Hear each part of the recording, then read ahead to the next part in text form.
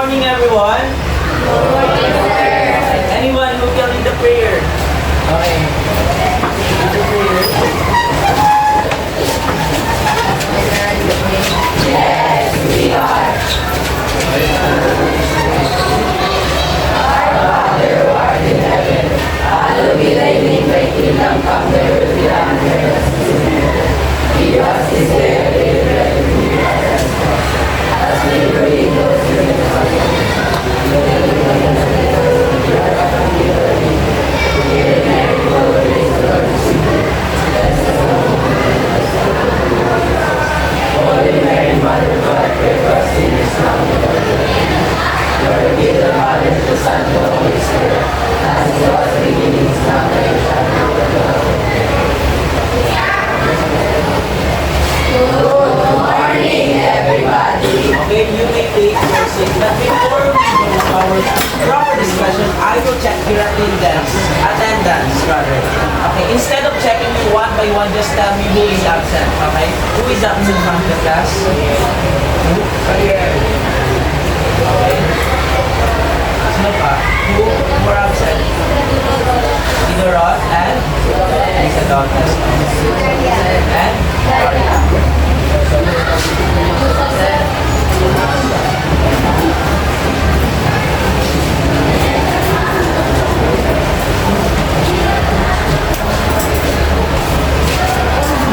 before we proceed to our objectives, I would like to remind you our classroom rules, okay?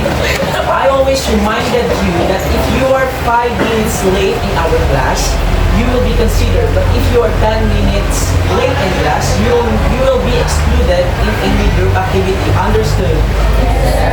Okay. So, let's go to our proper discussion. Okay. Class, today, we are going to step into the shoes of engineers at a construction site. But before we grab our hard hats and get to work, we need to remember a very important set of tools, a trigonometric ratio. Engineers use them every day to measure heights, distances, and angles without even climbing ladders. So, how do they remember them quickly? With a trigonometric song, or even, be it better, a song. Okay.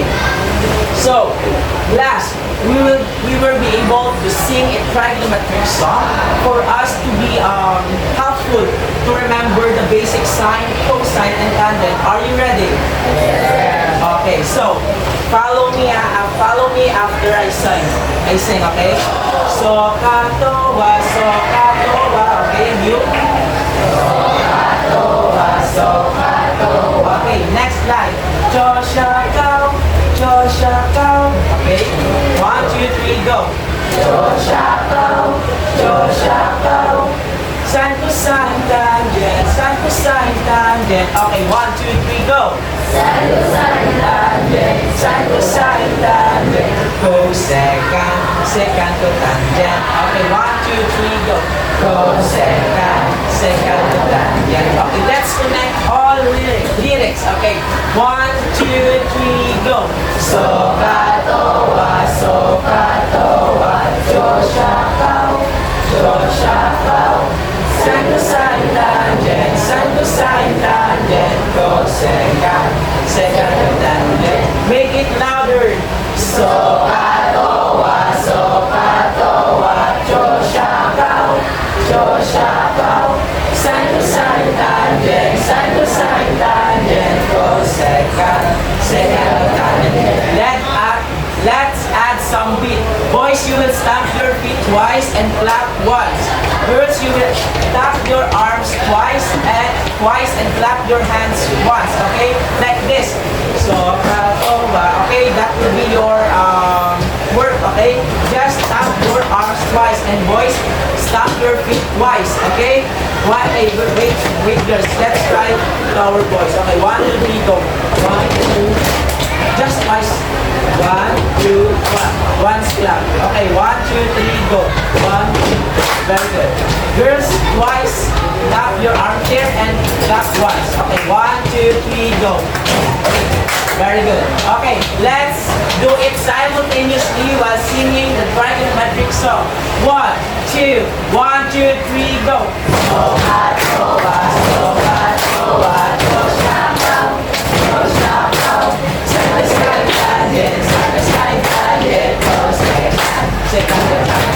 Let's make it louder. 1, 2, 3, go.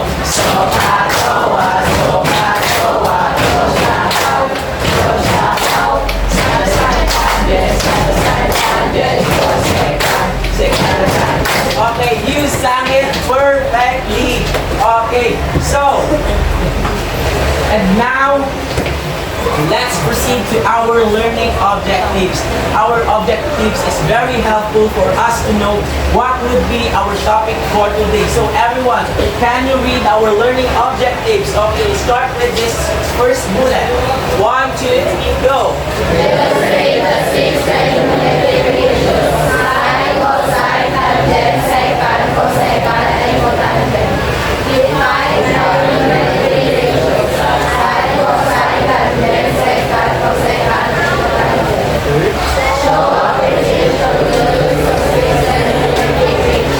Okay, good. And now, let's look at this diagram. Okay, let's look at this diagram. See it? Okay, notice the different objects here. There's a ladder leaning against a wall. A rack used for lifting materials and a crane holding a heavy load. Each of these objects forms a triangle. Okay, so let's answer this guide question. What shapes can you see in this construction? Triangle. What shapes? What other shapes? Okay, square and rectangle. Okay, good. So, can you find an example of a right triangle in this picture? So, can you find a right triangle in this picture? What example, or what can you find, or what right triangle in this picture as an example? Everyone, yes? Okay, very good. A ladder leaning against the wall. Okay, very good. Which objects in the construction site are leaning or slanting, creating a triangle? Everyone, what objects in the construction site are leaning or slanting, creating a triangle? Yes? Very good. The ladder. Okay. So, where can you see a right angle in this picture? Where can you see a right angle in this picture? Yes.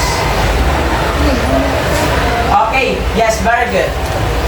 The height of the wall and between the height of the wall and the distance of the ladder to the wall. Very good. Imagine the ladders form a triangle. Which side do you think is the longest? What is the longest side in here? Everyone, what is that? Ladder. Very good, the ladder. Give everyone a Cardo Dalisay clap. You know what is that? Okay, 1, 2, 3, 1, 2, 3, bang, bang, bang. Okay, everyone, 1, 2, 3, go. 1, 2, 3, 1, 2, 3, bang, bang, bang. Okay, very good. Sige. Okay, in these triangles, as you can see, we have 3 sides. The longest side is always the hypotenuse. What is always the longest side? Hypotenuse. What is that? Hypotenuse. Very good. The side opposite the right angle. The side next to the angle we are measuring is called the adjacent. Okay, very good. What is that? Adjacent. And the side across the angle is called the opposite side. Very good. What is that again? Opposite side. Okay, very good. So, angles are symbolized by capital letters. What is that? What symbolizes capital letters? What? Very good. While the side opposite each angle will carry the same letter symbol in lowercase. In lowercase. Very good. Okay, next. Oh, sorry. So, katawa is a mnemonic used for remembering the equation. Do you still remember our song? Yes. So Katawa and Joshua is the mnemonic used for remembering this or remembering the 6 trigonometric ratio. Okay, very good. So, we have 6 trigonometric ratio. Look at in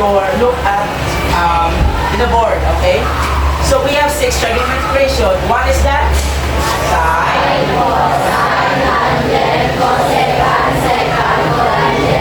boys, can you read it aloud?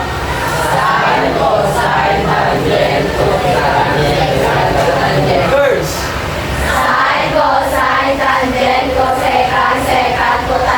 Okay, that's it. So, these are the 6 trigonometric ratio. For sine or so, that is opposite over hypotenuse. What is for sine? Louder. Okay. How about cosine? Tangent? Okay, I will ask you a question. What trigonometric ratio has adjacent over hypotenuse? Adjacent over hypotenuse. Everyone? Very good. How about opposite over hypotenuse? Lastly, opposite over adjacent? Okay, tangent. Very good. So let's talk about its reciprocal. Reciprocal in layman terms is baliskan. Okay?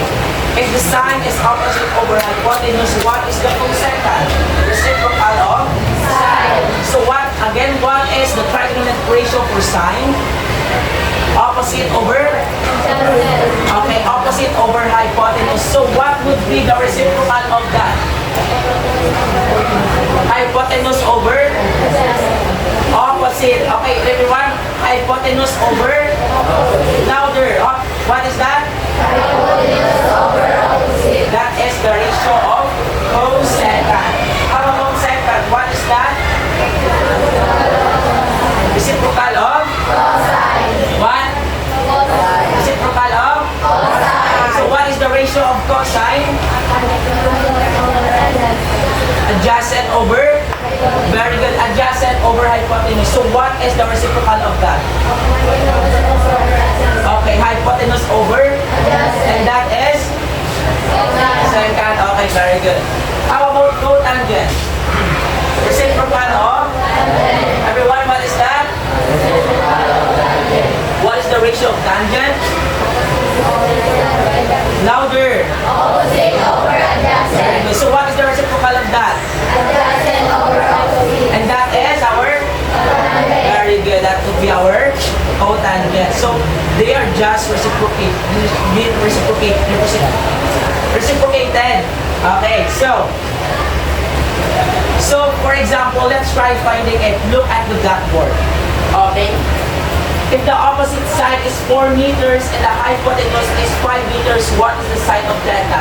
Given an angle of sine theta. So, where is the opposite side? Okay, everyone who can go to the board, to write the value of our opposite side given an angle theta. Everyone, what is the opposite side? Okay, go. What is the opposite side?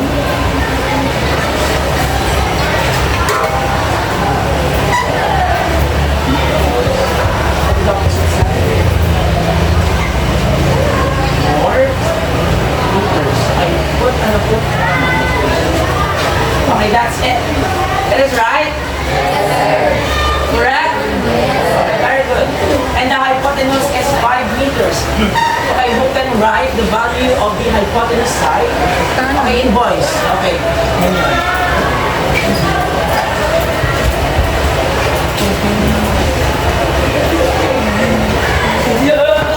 Very good. That is right? Correct? So what is the sine of theta? What is sine of theta? What is the ratio again? What is the ratio of sine? Opposite over? Opposite over? Hypotenuse. What is that? Opposite over? Okay, very good. So what is our sine here? Given the measure of the opposite side and the hypotenuse side. What is that? Sine theta is equal to Sine theta is equal to what, boys? Louder. Louder. Very good. 4 over 5. Okay, next.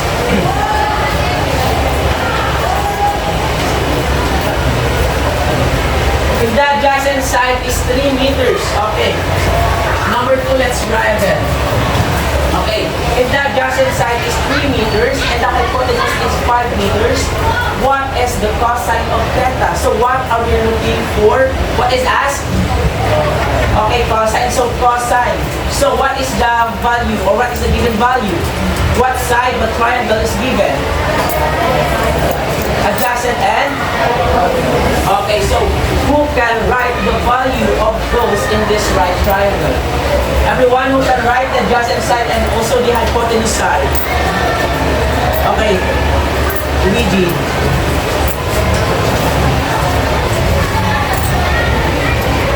Okay, 3 meters. And where is the hypotenuse? Where is the hypotenuse? Hypotenuse is 5 meters. So where is the hypotenuse side or the longest side of the triangle?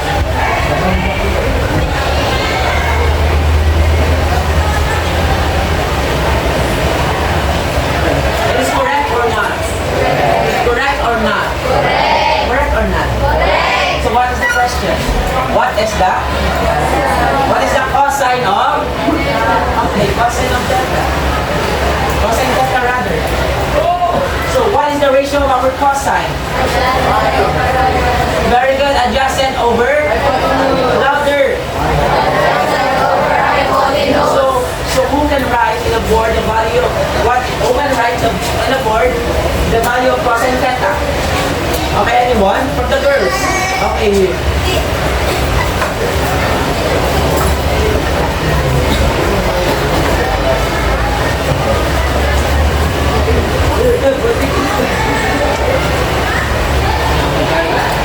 Correct or not? Correct. Correct or not? Correct. That's it, correct. Okay, number 3. If the opposite side is 4 meters and the adjacent side is 3 meters, what is the tangent of theta? So what we are looking? What's that? What is the given? Opposite and then the adjacent. So who can write or who can find the value of tan theta? Okay, who can write the value of tan theta in the board? Anyone? Okay, Kayla?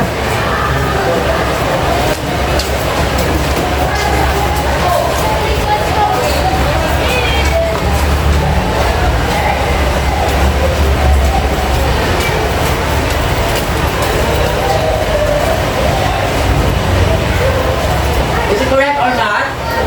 Very good. Correct or not? Correct. Okay, that's it.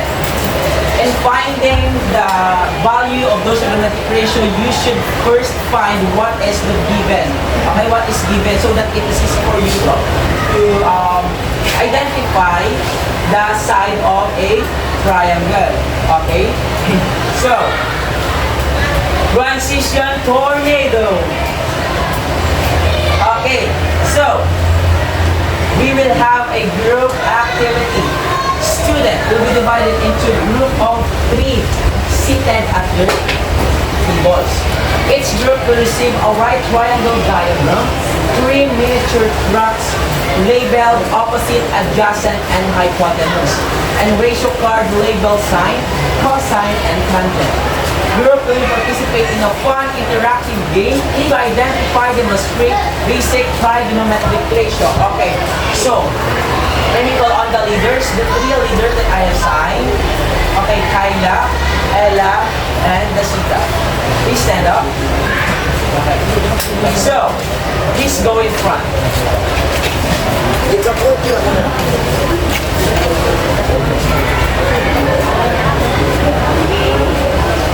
Okay. This will be the leader of every group. Okay, so count off 1, 2, 3. 1,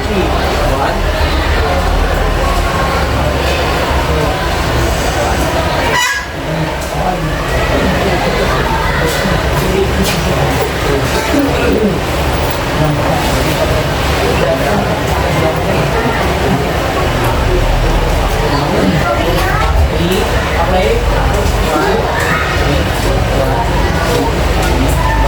I all group 1, this will be your leader.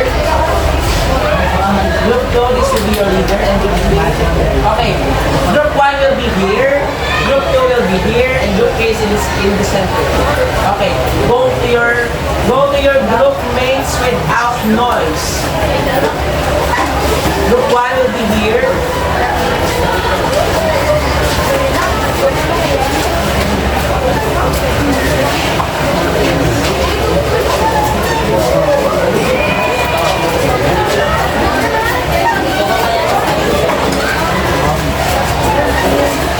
Use your eyes in finding your group mates, not the Lord. Group 2 is the side.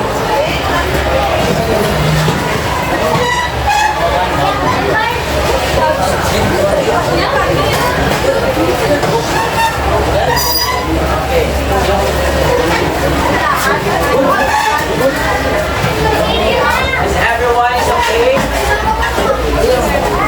Find your seat higher and there.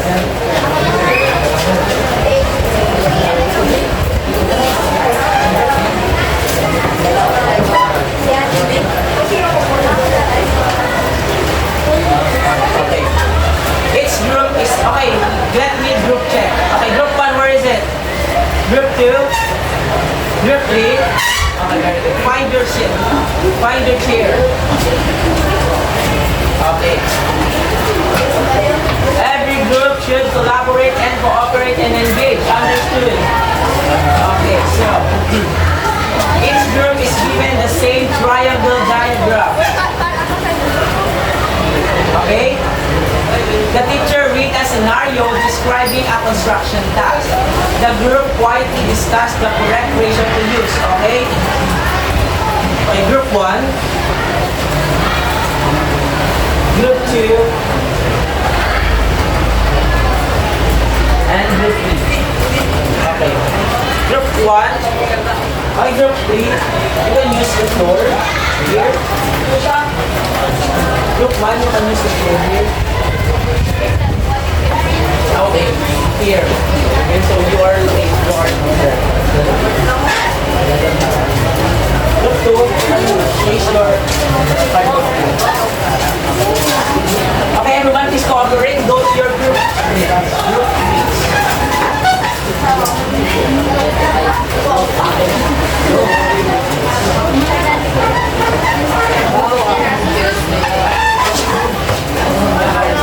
So here is your card.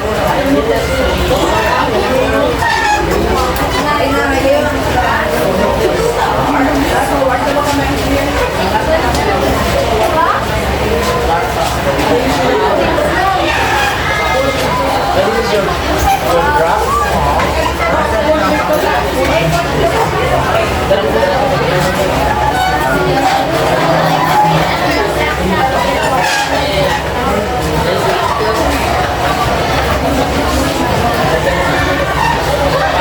Okay. Is every member is okay? Okay, sige. So, listen every group leaders. Place the opposite rock, adjacent rock, and the hypotenuse rock on the correct side of the triangle diagram. Okay? So, color white rock, it will be your hypotenuse. Or that will be your hypotenuse, and your adjacent rock will be the color blue, and the adjacent side will be the color yellow. Okay? Understood? The color white will be the hypotenuse, the color blue will be the adjacent, and the yellow will be the red. Okay, what is the available color? Okay, red will be your adjacent. Okay, so this one will be your hypotenuse, that one will be your adjacent, and that one will be your opposite. Okay, hypotenuse, adjacent, opposite. Okay, so For our first question. Okay? Okay, listen. This is our scenario. You and your construction team are working on building unfinished house. One of your tasks is to safely set up and use a ladder to reach different parts of the house. The ladder rests against the wall of the house, creating a right triangle. The wall of the house is one side, the ground is another side, and the ladder acts as the hypotenuse. Okay? What objects represent the hypotenuse side there? What's that? Okay, ladder. Okay. As part of the team, you are responsible for taking quick measurements and making decisions using trigonometric ratio. Answer the following question based on what you observe at the site. Okay? And again, tell me what trigonometric ratio represents that. Okay? It's either sine, cosine, or tangent. Understood? Okay.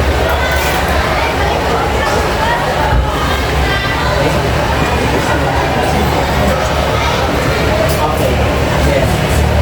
Okay. For number one,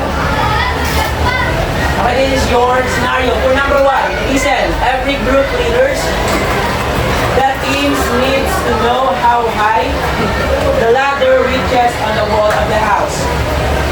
You decide to compare the height it reaches the length of the ladder. Which trigonometric ratio should you use? The teams need to know how high the ladder reaches on the wall of the house. You decide to compare the height it reaches the length of the ladder. So what is the given? The height of the ladder and also the height of the house. So place your graph in your diagram. Okay.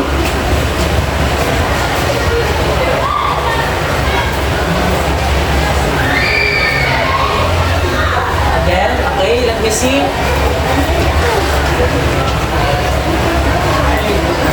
Okay, group 2 and group 3 has a correct answer. What trigonometric ratio is that? What? Very good. Cos of? What? Okay, sine, because the given is opposite and the hypo. Okay, what trigonometric is that? Trigonometric ratio, what is that? Sine and sine. And what is the ratio? Opposite over. Okay. 1 point for group 2 and group 3. Got yourself. Okay. You are standing. No. You will place the truck on its side. This will be your opposite adjacent and your hypotenuse. Opposite adjacent and hypotenuse. Okay?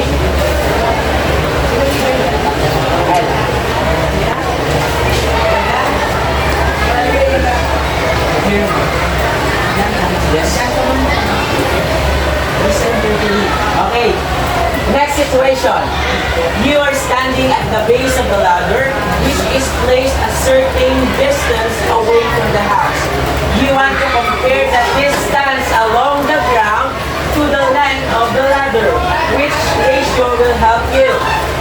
You want to compare the distance along the ground to the length of the ladder. Okay, group 1. You already placed your the length of the ladder and the ground. Okay, everyone, it's all done. Done. Group 2 done. Place your truck and the length of the ladder and along the ground. The distance along the ground. So what truck is correspond to the length of the ladder?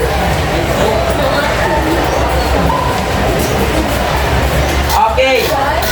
So every group has a correct answer. Okay. Clap yourselves.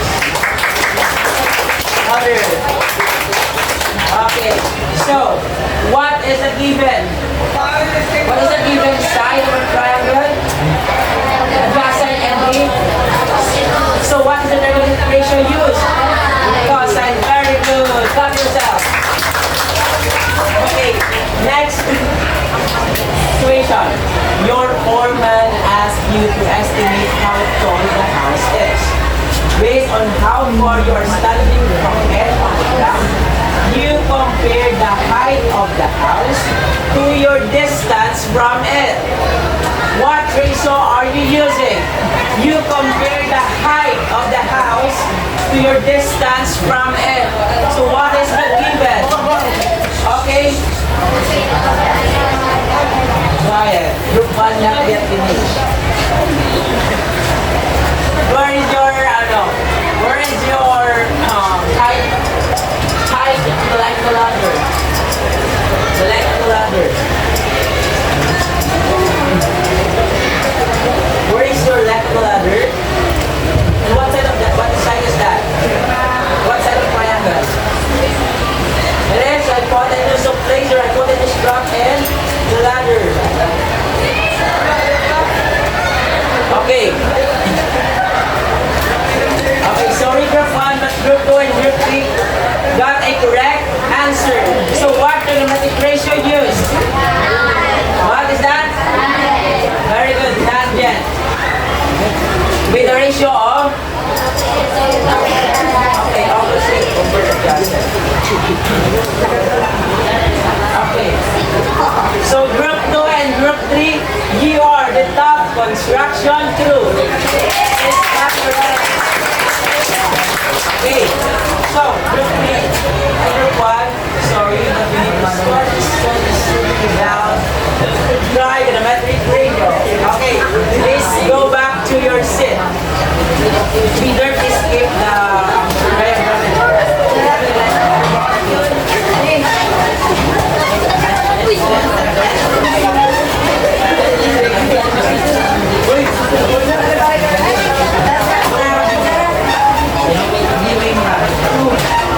go back to your seat with your mouth closed.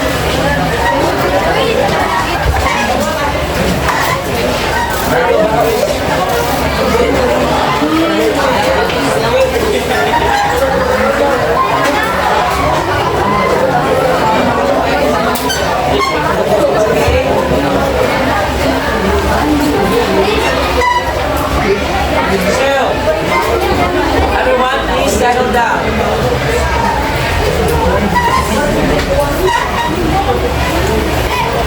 Okay.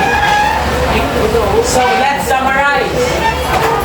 Let's summarize what we have tackled today. So, in a right triangle, there are 3 sides. What are those? Okay, anyone who can answer the question. In a right triangle, there are 3 sides. What are those? Anna, what are those 3 sides of a triangle?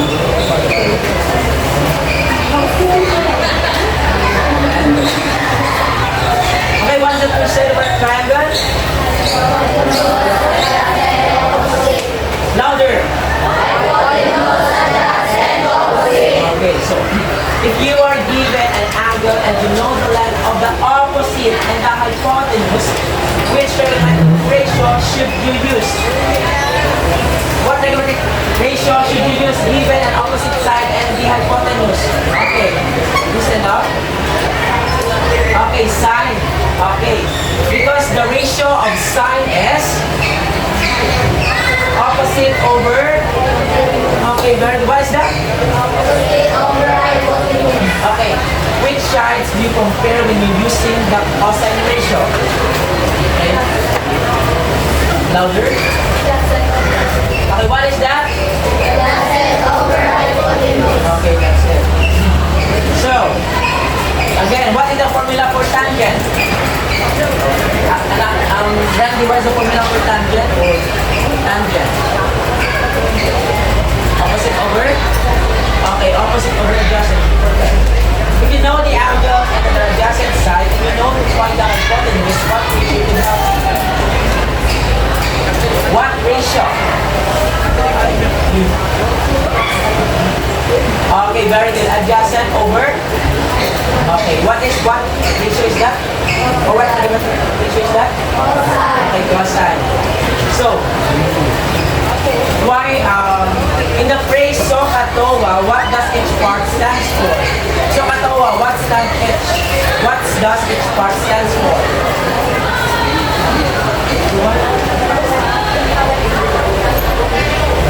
What does so katawa means? Yes. Okay, sine is equal to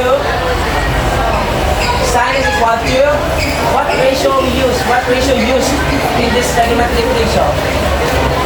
Opposite over? Everyone, what is that? Opposite over hypotenuse. How about cosine? Adjacent over hypotenuse. Boys, what is that? Adjacent over hypotenuse. What about tangent? Opposite over adjacent. What is that, boys? Opposite over adjacent. Okay.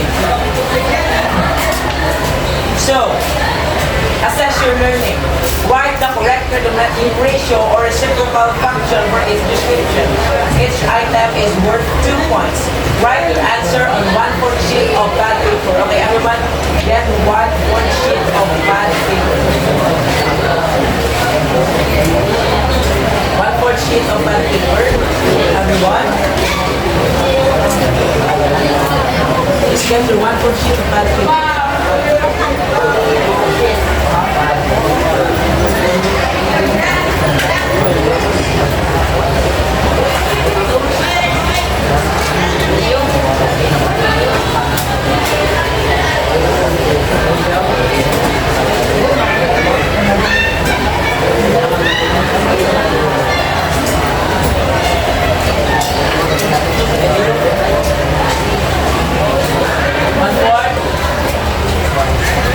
Okay, boys, where's your 1/4?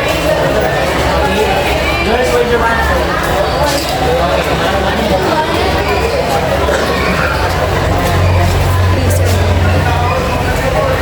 Okay.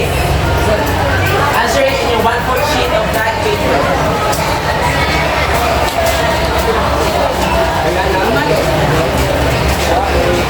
1/4 sheet of that paper.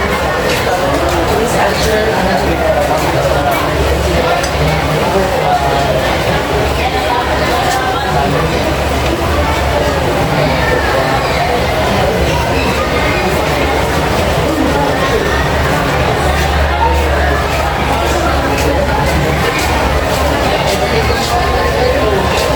Please answer 1, 2, 3. If you already answered, please tell me.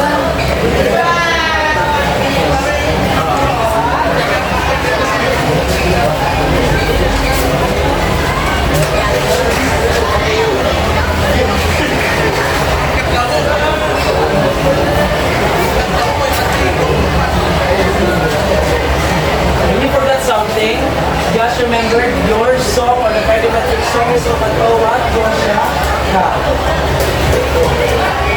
This is very helpful in answering the question.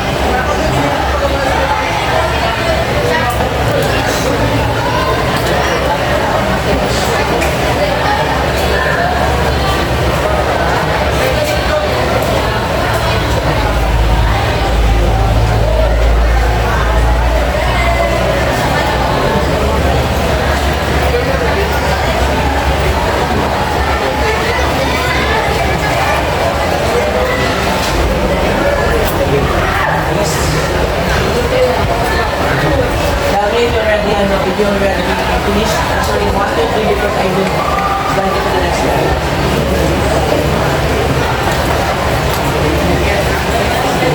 Reciprocal of sine, reciprocal of cosine, and the reciprocal of tangent. When we're talking about reciprocal, in layman's term that is baliskan. So, baliskan of the ratio of sine, cosine, and tangent.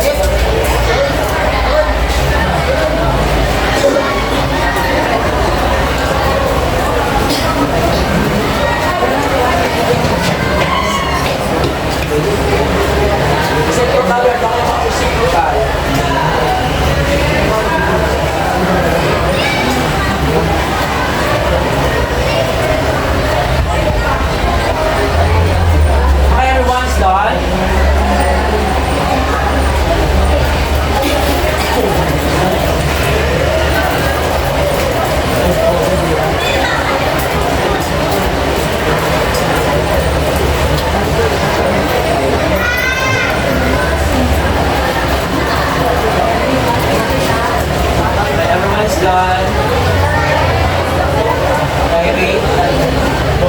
God. 1, 2, 3. Answering. Answering number 1, 2, 3. God. How was the plan? God. Answering number 1, 2, 3. Okay, let's slide it in the next slide. Number 4 to second is equal to ratio of which two sides? Second is equal to the ratio of which two sides and cotangents. Which two sides?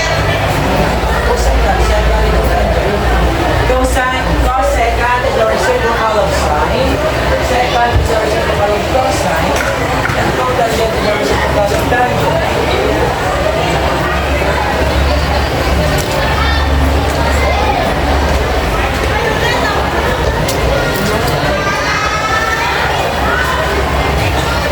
Is there any problem with the question? Yes, sir. No, just understand the question. So second is equal to the ratio of which two sides?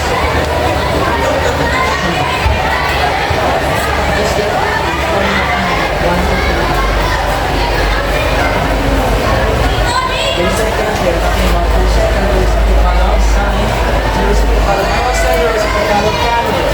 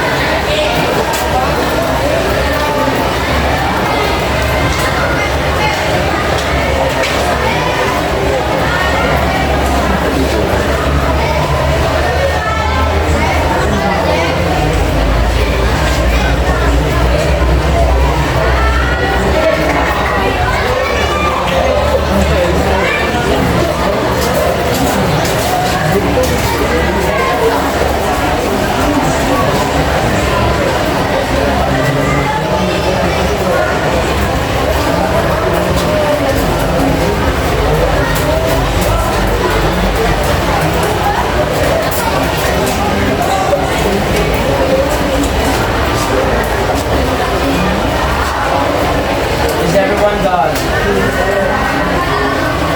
How about here? Boys?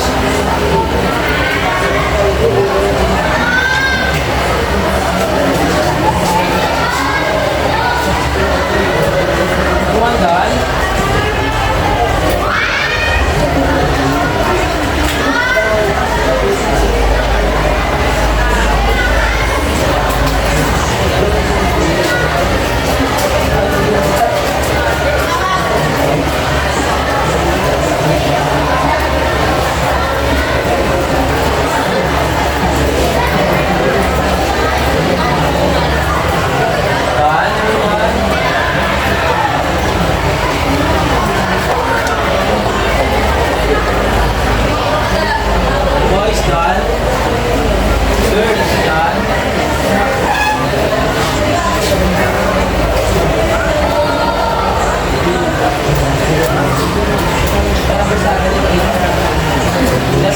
number 7 and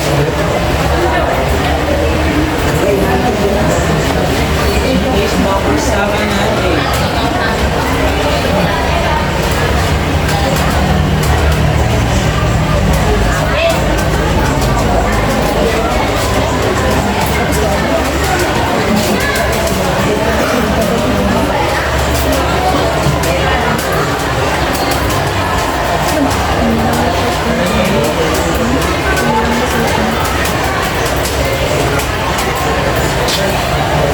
That's the circle. Now we move on.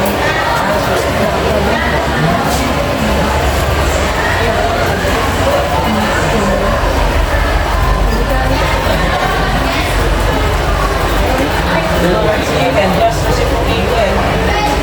Just reciprocate the value of sine, theta, and cosine. There's nothing to think further because it's already linear.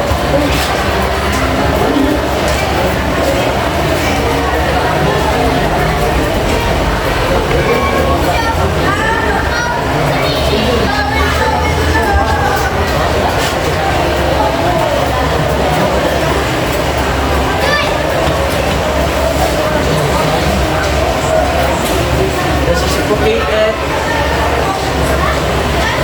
There's a few in the question.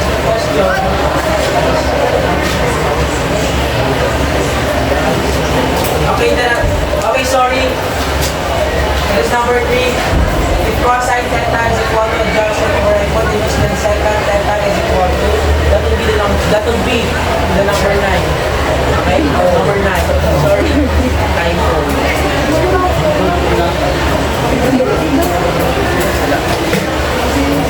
That will be your 7, 8, and 9.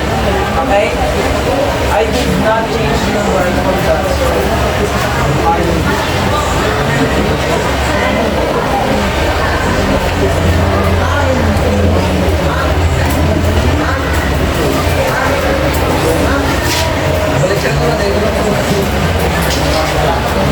Balik ka na to.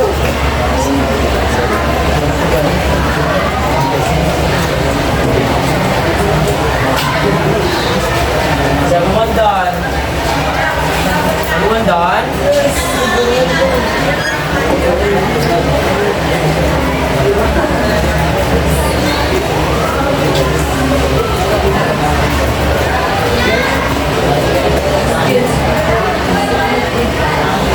After we have already constructed our knowledge, Engineer Randy has some special gift for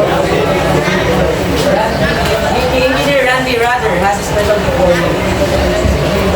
Okay, is everything or anything or you're already answering your question? You're already done answering the question. Boys, done? Okay. Please pass your paper forward without noise. Please pass your paper forward.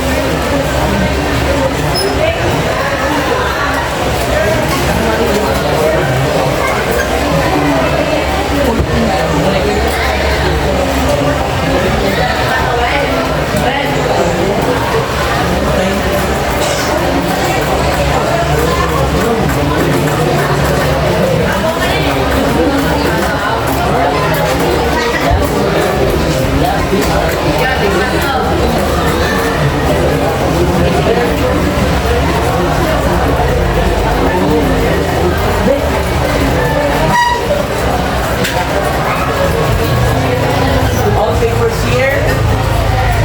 Please clap yourselves 5 times. 5 times. Again, 5 times. 1, 2, clap. 1, 2, 3, go. You have an idea what is whose celebrity is that? Let's say go. Rumami. You know what is Rumami clap? Rumami Pintos clap? No. Just 1, 2, 3, 1, 2, 3. Go. Okay. 1, 2, 3, go. Go. Okay, so clap yourselves. Because we have already constructed our knowledge and learnings.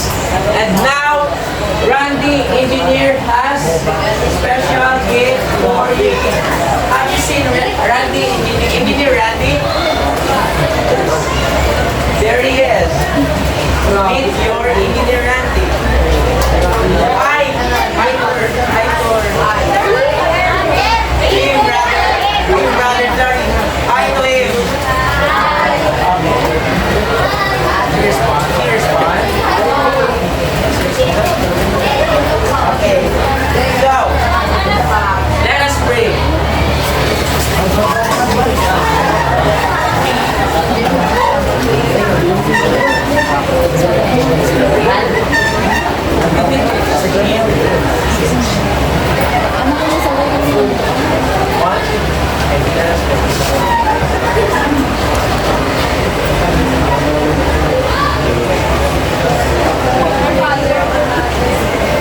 Holy Spirit, as it was in the beginning, is now, and ever shall be, world without end. Amen. What is our